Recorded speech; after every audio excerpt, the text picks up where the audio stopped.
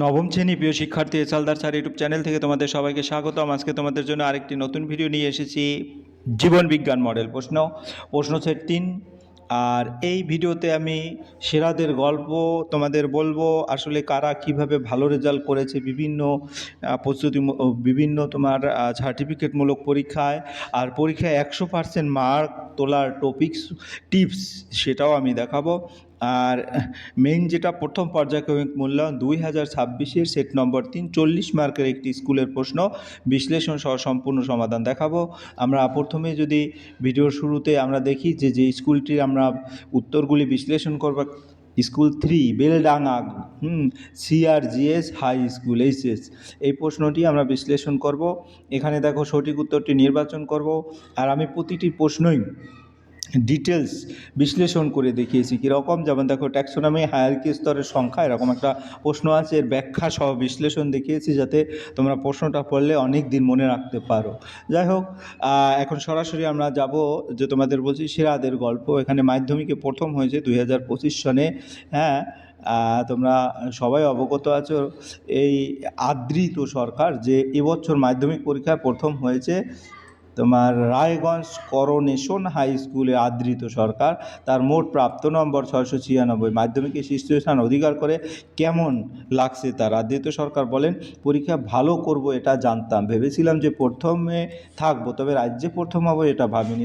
Result দেখে চোখে জল এসে গিয়েছিল। সারা বছর যা পরিশ্রম করেছি আজ তার ফল পেয়েছি। বাধা ধরা সময়ে রুটিন ছিল না, তবে প্রতিদিনই পড়েছি যতটুকু ইচ্ছা করতো। নিয়মিত পড়াশোনা চালিয়ে গেছি। বাবা মা দিদি শিক্ষকরা সবসময় পাশে ছিল। সবার অবদান রয়েছে। মেডিকেল নিয়েই পড়াশোনা করব আগামী দিনে। গান সিনেমার থেকে সাহিত্যের প্রতি ঝোঁক বেশি আমার। পরীক্ষায় আগে 8 থেকে 10 ঘন্টা টানা পড়তাম। আর আগামী দিনে পরীক্ষার্থীদের জন্য আদৃত জানালো বেশ কিছু টিপ। সে বলে, বাধা ধরার সময় মেপে পড়াশোনা করা থেকে নিজের ইচ্ছে রাখতে হবে। বছরে প্রথম থেকে মন দিয়ে পড়াশোনা করে যেতে হবে। এই ছিল 2025 সনের যে ফার্স্ট বয় তার গল্প। এরপরে আমরা যদি দেখি 2024 সনে চন্দ্রচূড় ফার্স্ট হয়েছিলেন চন্দ্রচূড়। তার মাধ্যমিকে কুচবিহারে চন্দ্রচূড় সেনের মোট প্রাপ্ত নম্বর ছিল 700-র মধ্যে 693। অঙ্ক, জীবনবিজ্ঞান এবং ভূগোল এই তিনটিতেই 100-তে 100 পেয়েছে। আর বাকি বিষয়গুলো যেমন বাংলা ইংরেজিতে 99 নম্বর পেয়েছে।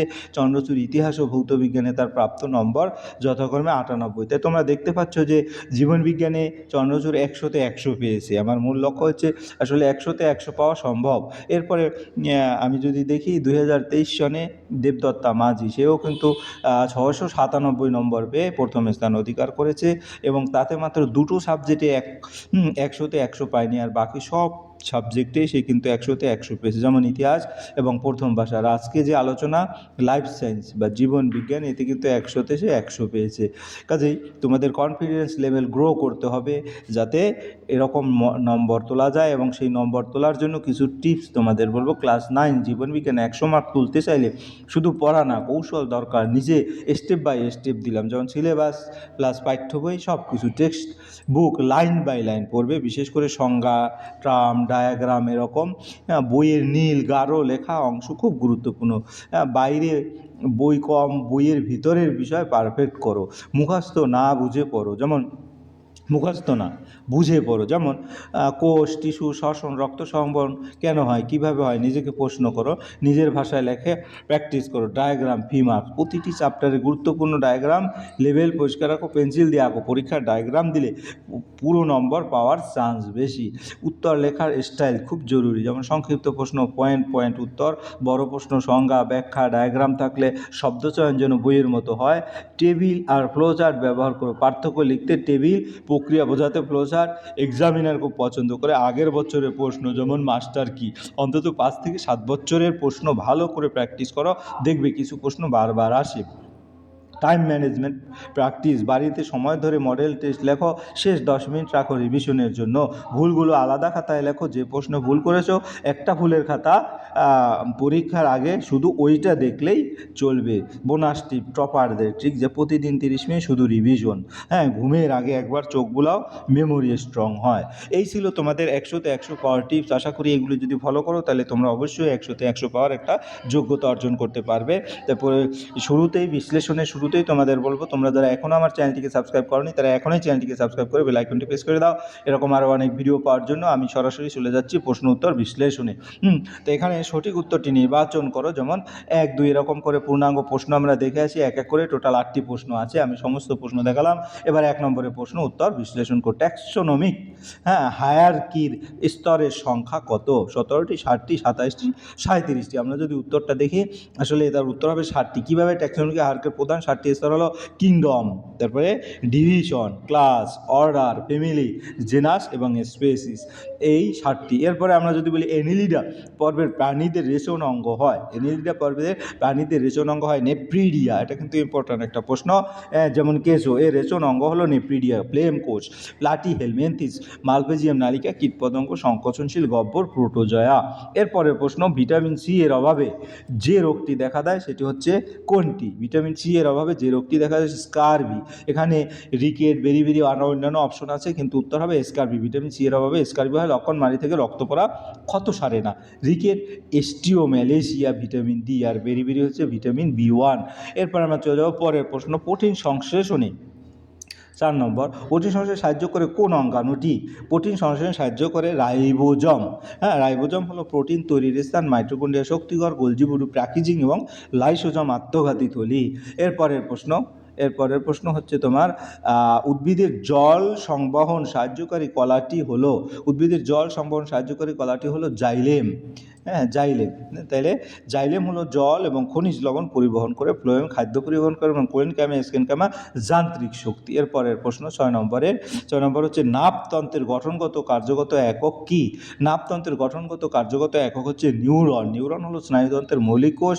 এটি একাই স্নায়ুতন্ত্রের সব কাজ সম্পন্ন করে, যেমন উদ্দীপনা গ্রহণ, স্নায়ুত সংকেত পরিবহন, উদ্দীপনা প্রতিক্রিয়া। এর জন্য নিউরনকে নাপতন্ত্রের গঠন ও কার্যগত একক বলা হয়। অ্যাক্সন, ডেনড্রন এবং কোষদেহ এগুলো নিউরন অংশ মাত্র, নিজেরা আলাদা করে সম্পূর্ণ কাজ করতে পারে না। এরপরের প্রশ্ন পায়ে পিন ফুটলে পা সরিয়ে নেই, এই কাজটি নিয়ন্ত্রণ করে কে? এই কাজটি নিয়ন্ত্রণ করে মূলত সুষুম্নাকাণ্ড। এটি একটি রিফ্লেক্স অ্যাকশন নিয়ন্ত্রণ করে সুষুম্নাকাণ্ড, মস্তিষ্কের পরে খবর পায়। এরপর আমরা চলে যাবো 2 নম্বরের প্রশ্ন, একটি বাক্যে উত্তর দাও যে কোনো 3টি। মস্তিষ্কের কোন অংশ দেহের ভারসাম্য নিয়ন্ত্রণ করে? মস্তিষ্কের সেরিব্লেম অংশ দেহের ভারসাম্য পেশি সমন্বয় নিয়ন্ত্রণ করে। আমরা যদি বিশ্লেষণ দেখি, সেরিব্লেম মস্তিষ্কের পিছনের দিকে নিচে অবস্থিত, এটি নিয়ন্ত্রণ করে হাঁটা, দৌড়ানো, সাইকেল চালানো, শরীরের ভারসাম্য। আমরা কিন্তু উত্তরটা এখানেই দেবো, কিন্তু তোমাদের বিশ্লেষণ করে দেখাচ্ছি। সেরিব্লেম ঠিকমতো কাজ না করলে মানুষ হোঁচট খায়, পরীক্ষায় ভুল করবে না কিন্তু। এরপরের প্রশ্ন হচ্ছে প্রদত্ত এনিলিডা পর্বের প্রাণীদের রেচন।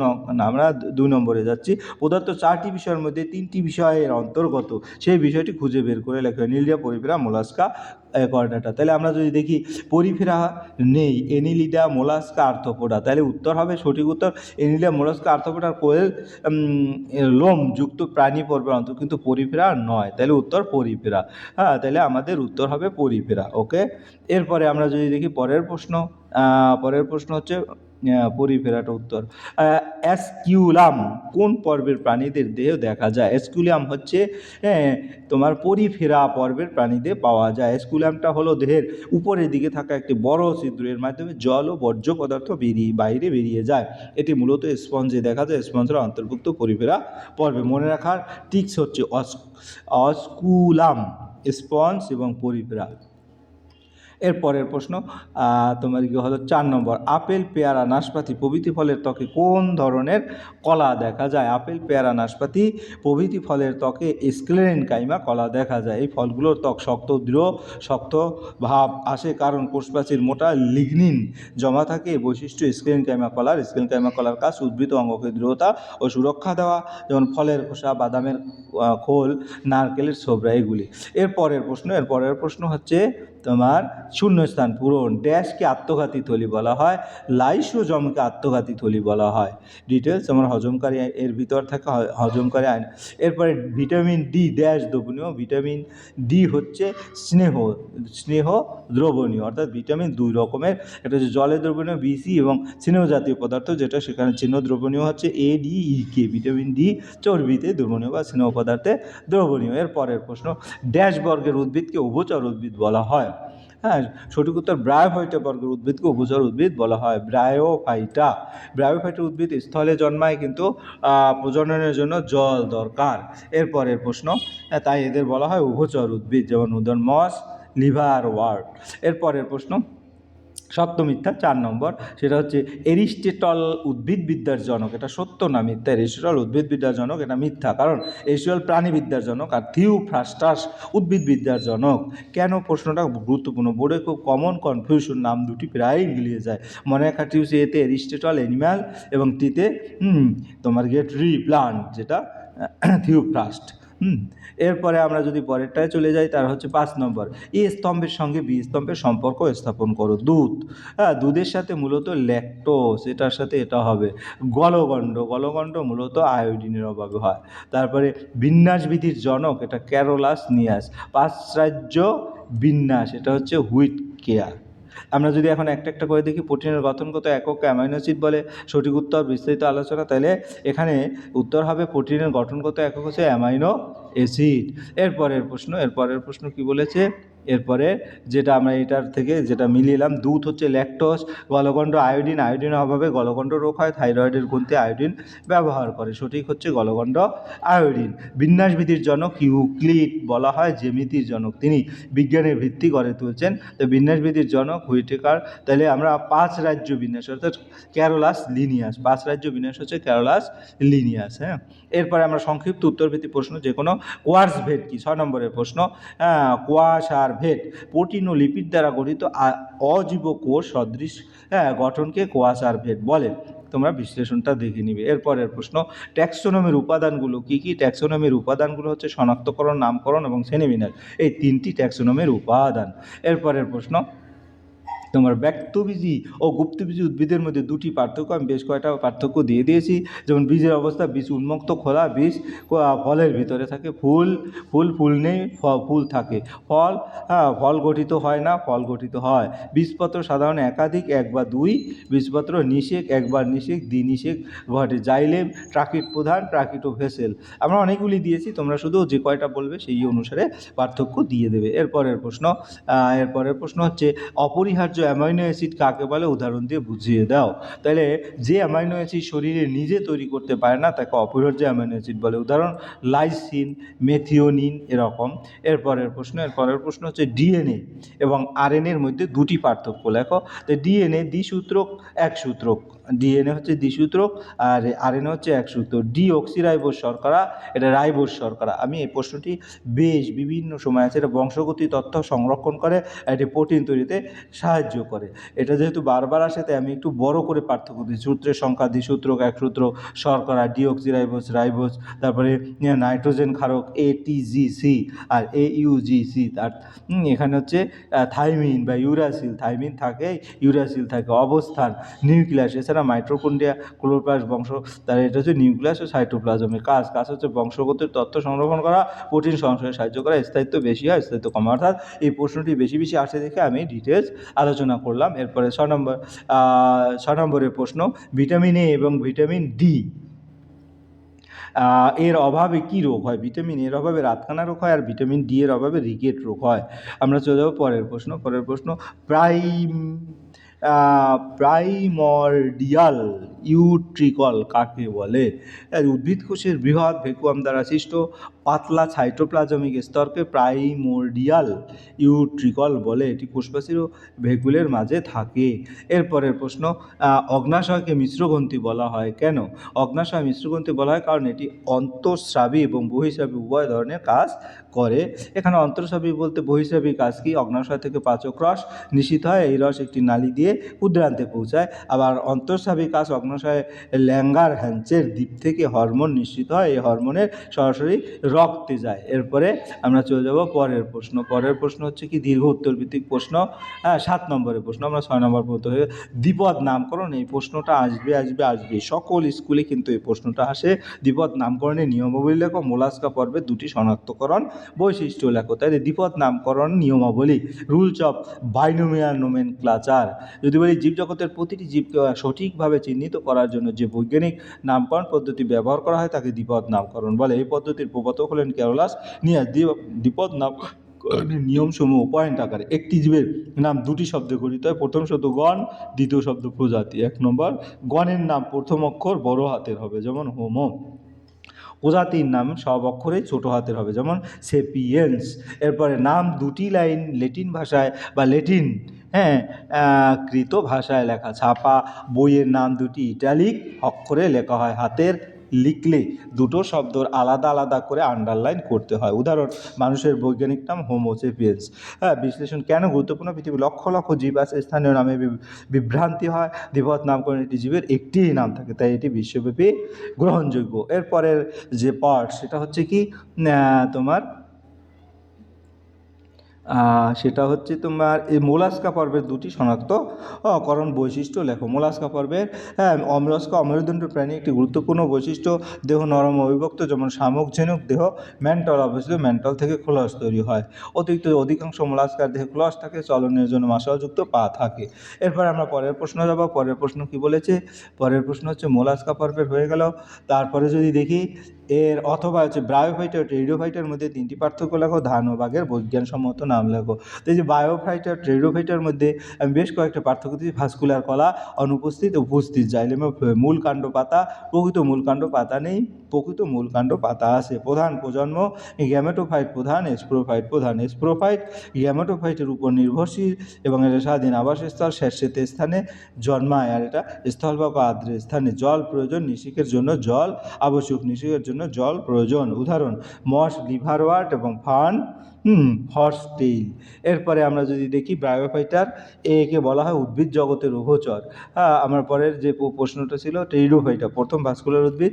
যাই হোক, ধান ও বাঘের বিজ্ঞানসম্মত নাম যদি বলি, ধানের বিজ্ঞানসম্মত নাম হচ্ছে অরিজা সেটিভা। বাঘের বিজ্ঞান প্যান্থেরা টাইগ্রিস। লেখার নিয়ম, দুটি গণের নামের প্রথম অক্ষর বড় প্রজাতির নাম ছোট হাতে লিখলে আন্ডারলাইন করবে। এরপরের প্রশ্ন 8 নম্বরের প্রশ্ন, একটি নিউক্লিয়াসের চিত্র অঙ্কন করে প্রদত্ত অংশগুলো চিহ্নিত করো। এই যে কী কী আছে, নিউক্লিওলাস, ক্রোমোটিন জালিকা, নিউক্লিয় পর্দা, নিউক্লিয় ছিদ্র। আমরা যদি নিউক্লিয়াসের এই দেখতে পাচ্ছি এখানে নিউক্লিয়ার ছিদ্র, এখানে এন্ডোপ্লাজমিক রেটিকুলাম, বহিঃপর্দা, অন্তঃপর্দা, নিউক্লিয় পর্দা, ক্রোমোটিন সূত্র, রেটিকুলাম, এন্ডোপ্লাজমিক, ক্রোমোসিন, এরকম। এরপরের প্রশ্ন হচ্ছে তোমার কোষ প্রাচীর, রাইবোজোম ও কোষ বিভাজনের উপর ভিত্তি করে প্রোক্যারিওটিক কোষ, ইউক্যারিওটিক কোষের মধ্যে তিনটি পার্থক্য লেখো এবং মাইটোকন্ড্রিয়া কোষের শক্তিকর বলা হয় কেন? এটা 8-এর অথবা। আমরা যদি দেখি প্রোক্যারিওটিক আর নিউক্লিয়ারিক কোষের মধ্যে যে পার্থক্য সূচক, সেটা যে পার্থক্যটা আমরা যদি দেখাই, নিউক্লিয়াস, প্রকৃত নিউক্লিয়াস নেই, প্রকৃত নিউক্লিয়াস আছে। নিউক্লিয়াস মেমব্রেন অনুপস্থিত, এটা উপস্থিত। ডিএনএ বৃত্তাকার, নগ্ন এবং সরল, হিস্টোনযুক্ত। কোষের আকার ছোট, ক্রোমোজোম বড়।